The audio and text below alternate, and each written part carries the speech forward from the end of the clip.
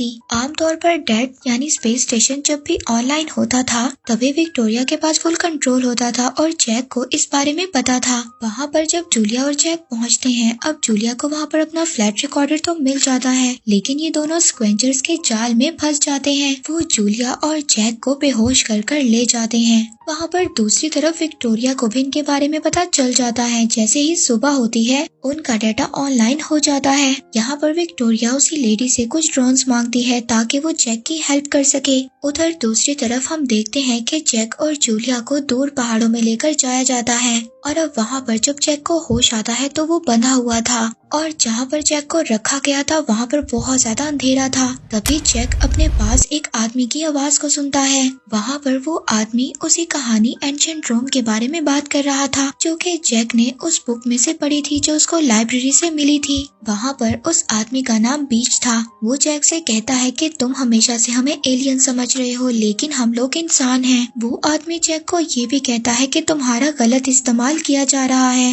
वो भी हमारे खिलाफ, लेकिन जल्द ही तुम्हें सच का पता चल जाएगा। वो कहता है मगर मेरे साथ ही ये कहते हैं कि मैंने तुम्हें यहाँ पर लाकर बहुत बड़ी गलती कर दी, लेकिन मुझे इस बात की उम्मीद है कि तुम इन सब लोगों को गलत साबित करोगे। वहाँ पर दूसरी तरफ ड्रोन्स ने जैक का डीएनए डिटेक्ट कर लिया था और अब वो ड्रोन्स उसी जगह पर आने वाले थे। ये ड्रोन्स काफी ज्यादा पावरफुल थे और इन ड्रोन्स का आम इंसान मुकाबला नहीं कर सकते थे। यहाँ पर ये आदमी जैक को एक ड्रोन भी दिखाता है और कहता है कि तुम ही इसको प्रोग्राम करोगे, मगर जैक इस बात के लिए तैयार नहीं था। अब वहाँ पर वो ड्रोन्स भी पहुँच जाते हैं जो जैक को ढूंढ रहे थे। अब वो बीच वहाँ से उसको जाने देता है, लेकिन जैक को वो ये भी बताता है कि मैं तुम्हारे रेडिएशन जोन में जा चुका हूँ। वो कहता है कि अगर तुम सच की तलाश में हो तो तुम खुद वहाँ पर जाओ और तुम सब कुछ समझ जाओगे। अब जैक वहाँ से जूलिया को लेकर निकल जाता है और वो उसी वैली में आ जाता है जिसके बारे में बीच ने उसको बताया था। वहाँ पर वो जूलिया से पूछता है कि बताओ तुम कौन हो, तुम क्या जानती हो, और मैं ये बात जानता हूँ कि तुम कुछ छुपा रही हो। अब यहाँ पर जूलिया उसको सच बता देती है और कहती है कि मैं तुम्हारी वाइफ हूँ और उसको सब बातें याद दिलवाने की कोशिश करती है। वो यहाँ पर जैक को बताती है कि वो कैसे यहाँ पर आए थे और उसने कैसे जूलिया को प्रपोज किया था। ये उस टाइम के बारे में बता रही थी जब कोई वॉर नहीं हुई थी और दुनिया का हाल ऐसा बिल्कुल नहीं था। यहाँ पर जैक को भी सब कुछ याद आने लगा था। इतने में विक्टोरिया उस शिप को जैक के लिए भेजती है और इस बात से विक्टोरिया का दिल बहुत ज्यादा टूट जाता है। अब जब जैक दोबारा से अपने स्टेशन पर आता है, विक्टोरिया वहाँ पर जैक के लिए दरवाजा नहीं खोलती और मिशन कमांड को भी इस चीज के बारे में इन्फॉर्म कर देती है कि जैक उसके लिए एक खतरा है और जैक के पास एक सर्वाइवर भी है। हालांकि जैक वहाँ पर उसको बहुत ज्यादा समझाता है कि अभी हमें यहाँ से निकलना होगा, हमारे साथ बहुत बड़ा धोखा हुआ है और हम दोनों को गलत तौर पर इस्तेमाल किया जा रहा है। विक्टोरिया इन सब बातों को बिल्कुल भी नहीं सुन रही थी। तभी वहाँ पर जब ये सब बातें उनके कमांड स्टेशन में उस लेडी को पता चलती हैं, जो लेडी विक्टोरिया को सारी इन्फॉर्मेशन देती थी, तो वहाँ पर एक ड्रोन एक्टिवेट हो जाता है। वो वहाँ पर विक्टोरिया को मार देता है और वो जैक को भी खत्म करने वाला था, मगर बाहर बैठी जूलिया उस ड्रोन को डिस्ट्रॉय कर देती है। अब कमांड स्टेशन को इन सब बातों के बारे में पता चल गया था। जैक जूलिया को वहाँ से लेकर निकल जाता है। इनके पीछे कुछ ड्रोन्स भी लग जाते हैं, मगर जैक वहाँ से बचते बचाते निकल जाता है और वो वहाँ पर उस रेडिएशन जोन को भी पार कर लेता है। हैरानी की बात वहाँ पर ये थी कि वहाँ पर कोई भी रेडिएशन नहीं थी। अब एक ड्रोन के अटैक की वजह से उनका स्पेसशिप वहाँ पर डेजर्ट में गिर जाता है। यहाँ पर आकर जैक के सामने एक अजीब सा मंजर था। वो अपने ही एक क्लोन को देखता है जो कि ड्रोन को मेंटेन कर रहा था। जैक अब जब अपने उस हमशक्ल के पास जाता है तो वो दोनों एक दूसरे को गन पॉइंट पर ले लेते हैं।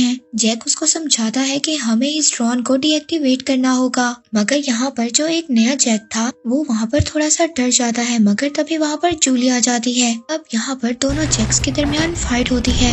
इनमें से जो रियल जैक था वो ड्रोन को डीएक्टिवेट करने में कामयाब हो जाता है, मगर क्लॉन्स और रियल जैक की फाइट में जूलिया बहुत ज्यादा इंजर्ड हो जाती है। अब वहाँ पर जैक जूलिया को एक जगह पर लिटा देता है और दूसरे जैक का स्पेसशिप लेकर स्टेशन पर जाने लगता है। दरअसल यहाँ पर जैक और जूलिया के बहुत से हमशक्ल बनाए गए थे और इन दोनों के हम शक्ल अलग अलग एरिया को कवर करते थे और इन दोनों को ये झूठ बताया गया था कि वहाँ पर रेडिएशन जोन है। अब जब जैक वहाँ पर स्टेशन पर जाता है तो वो विक्टोरिया को देखता है। हालांकि कुछ देर पहले जैक की नजरों के सामने विक्टोरिया मर गई थी। अब जैक यहाँ पर उसको अपने साथ जाने की ऑफर तो करता है, मगर विक्टोरिया के माइंड को ऐसे प्रोग्राम किया गया था कि वो रूल्स को नहीं तोड़ सकती थी। अब यहाँ पर जैक उसको सच तो नहीं बताता। इसके बाद वो मेडिकल किट लेकर जूलिया तक पहुँच जाता है। वो वहाँ पर जूलिया का ट्रीटमेंट करता है। इसके बाद वो उसको लेकर लेक हाउस पे चला जाता है। वहाँ पर वो लोग कुछ टाइम को स्पेंड करते हैं। अब वो दोनों बीच और उसके लोगों के पास जाते हैं। इस बात पर वो लोग खुश भी थे। यहाँ पर जैक उनका काम भी करता है और उनके ड्रोन को प्रोग्राम भी करता है। असल में सिर्फ जैक ही था जिसको ये ड्रोन्स नुकसान नहीं पहुँचा सकते थे, इसीलिए बीच या इसके लोग ऐसा नहीं कर सकते थे।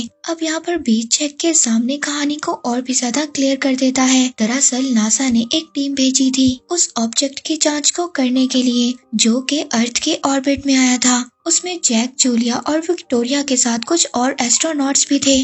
उनको ये इन्फॉर्मेशन मिली थी कि उन्होंने एक ऑब्जेक्ट देखा है। दरअसल वो एक डेड था और वो एक एलियन था। उसने देखा कि डेड ने हमारे चांद को डिस्ट्रॉय कर दिया है। उसने नासा के उस स्पेसशिप को भी पकड़ लिया और उसमें जो लोग थे यानी कि जैक, विक्टोरिया और जूलिया, उन लोगों पर उसने एक्सपेरिमेंट किया।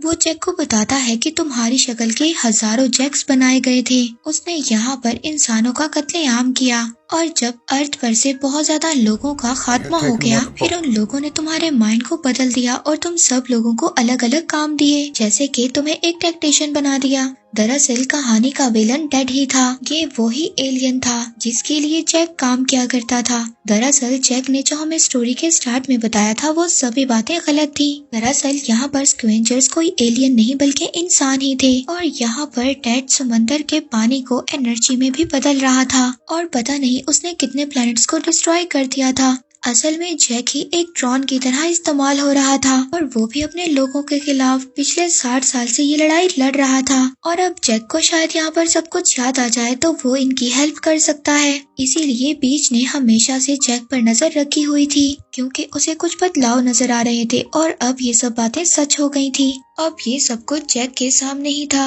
इससे पहले वो उस ड्रोन को डेड के पास भेजते, वहाँ पर और ज्यादा ड्रोन्स आ जाते हैं और वो यहाँ पर इन लोगों पर अटैक कर देते हैं। यहाँ पर सभी लोग मारे जाते हैं और इस फाइट में बीच भी बहुत ज्यादा इंजर्ड हो जाता है। अब यहाँ पर ये लोग उन ड्रोन्स का मुकाबला तो कर लेते हैं मगर अपने जिस ड्रोन को ये भेजना चाहते थे वो पूरी तरह से डिस्ट्रॉय हो गया था और ये बात बीच को भी पता चल जाती है। अब वो बहुत ज्यादा मायूस हो जाता है। अब यहाँ पर ये लोग ये बात को डिसाइड करते हैं कि वो मिलकर जाएंगे। इस बात से डैड को कुछ भी शक भी नहीं होगा और वो उस एलियन के स्पेसशिप को डिस्ट्रॉय कर देंगे। जैक अब जूलिया को उसी स्लीपिंग पॉड में लिटा देता है और खुद स्पेस स्टेशन की तरफ जाने लगता है। यहाँ पर जैक कुछ रिकॉर्डिंग्स को भी सुनता है और यहाँ पर उसको पता चलता है वो जैक ही था जो ओडिसी स्पेसशिप का कमांडर था। विक्टोरिया उसकी सेकंड हैंड कमांड थी और बाकी लोग हाइपर स्लीप में थे और इसमें जूलिया भी शामिल थी। इन लोगों को भेजा गया था उस ऑब्जेक्ट की इंफॉर्मेशन के लिए, मगर उस चीज ने इन लोगों को अपने अंदर खींच लिया था।